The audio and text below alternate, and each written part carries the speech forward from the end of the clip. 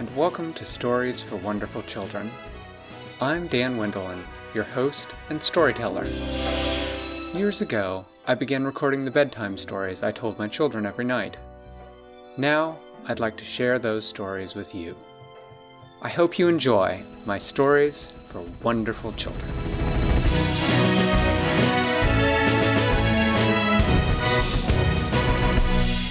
Well, now the nightmare really had a problem. He could no longer bring bad dreams because Isabel had gotten so very industrious about preventing him from bringing bad dreams to anyone. And now he couldn't even bring bad dreams to Rich Freddy. And so he needed to find another way to spend his time.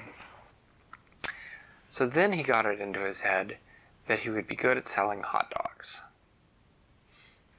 So he went and he found a hot dog stand and he said, "I'd like to sell hot dogs. Will you hire me?" And the hot dog man said, "No way, buddy, you'll creep everybody out." And the nightmare turned and went sadly away. He thought for quite some time after that about what he could do. And then he decided that he would try being a racehorse. After all, he looked like a horse. He had always looked like a horse. And he thought, well, perhaps I can just work as a horse. I can run very quickly. But the sort of flame-looking, burning hooves and the flaming eyes of the nightmare creeped all the other horses out, and they refused to run with him. And so they told him that he would not be allowed to be a racehorse. And after some thought, the nightmare decided that he really did not want to be a plow horse or a carriage horse. And so the idea of being a horse was out. So then he had to think for some time. Now, fortunately, not being a real horse, he didn't have to eat, so he didn't have to worry about earning money. He thought that perhaps he could see if the zoo would take him. So he went to the zoo and applied to be in the zoo and to live in a cage and have people come look at him. But the zookeeper told him that there was no such animal as he was, and that they only had real animals in the zoo, not imaginary animals. The nightmare looked at him and said, "If I was still haunting dreams, I would give you a bad one." And the zookeeper shrugged and he said, "I haven't had a bad dream in over a year. You'll just have to find something else to do with your time, buddy. Bye." And he shut the zoo gate in front of him. Clang! The nightmare was starting to get sad. But except the mean octopus and it's mermaid. Okay, so anyway, Mermaid. the nightmare was walking down the street, and as he was walking along, he walked under a ladder that was up against a house, and there were people on the ladder, and he bumped the ladder a little bit accidentally, and the ladder fell, and the people fell, and they were painting, and their paint fell all over him. And he was very upset and sort of embarrassed because there was yellow and blue and pink and sort of a bright orange color and also some black. And so he ran off down the street to the park, and there at the park he found some grass and he rolled in it to try to get the paint off. And after he rolled it, he got up and he looked at the patterns of the colors in the grass and he thought, "That's really pretty." And then he went to an art store, and he didn't have any money.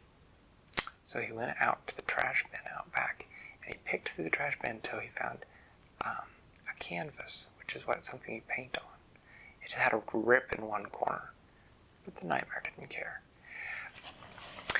And he found some old paints, and he got them on his hooves, and he would put his hoof up to the canvas and make a hoof print, and then he would sort of drag a hoof along the canvas sideways to make a line, and he painted his first picture. What was it a picture of? it was not really a picture of any one thing. It was just a picture of patterns and colors and horse hoof prints. And then he signed it, which took him a very long time. Because hooves are not good for doing delicate tasks like signing paintings, but he signed it Nightmare. And then he took it gently in his mouth and he went to find an art gallery. And he went to the art gallery and he went in, and the person who ran the art gallery said, "Oh, this is wonderful. Such interesting work, such dreamlike quality to it. I really must say, what an artist. Who made this painting?" And the Nightmare laid the painting carefully down and he said, "I did. Will you buy it?" And the gallery owner said, "Yes, I will." And he bought it from him for $100. And the Nightmare took the money and he went to the art store and he used all that money to buy more paint and more canvas. And then he made a bunch more paintings. He made some that were just black hoof prints. He made some that were just lines. He even made some that sort of were a little bit of a picture of something.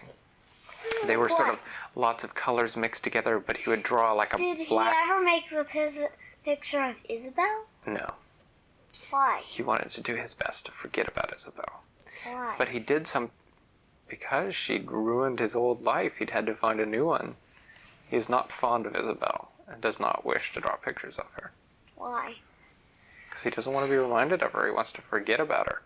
Why? So that he can get on with his new life. So what did... He was happy being the bringer of bad dreams. But what he did draw was he drew a black horse that looked sort of like him in some of the paintings. And he took the two that he thought were his best back to the gallery owner, and the gallery said, "Oh, I sold your last painting for $500 to a collector. Do you have any more?" And the Nightmare put down, he said, "I have these two." And the gallery owner paid him $150 each, so he had $300. And with that, he went and bought himself a nice little stall in a cozy stable in the middle of a field. And then he set up his paints and all his canvases and easels, and that is what he did. From then on, he was now a painter, and he would paint paintings and sell them. And that was his new job, and everybody loved his paintings because for some reason, when you looked at them, they reminded you of your dreams. Thanks for listening to Stories for Wonderful Children. Today's story was created and edited by me, Dan Wendelin. Commentary was supplied by my children. Intro and outro music composed by Brandon Thompson. If you enjoyed the story, please tell someone about it or leave a review on iTunes. If you'd like to, you can contact us by email at storiesforwonderfulchildren@gmail.com. I'll see you next time.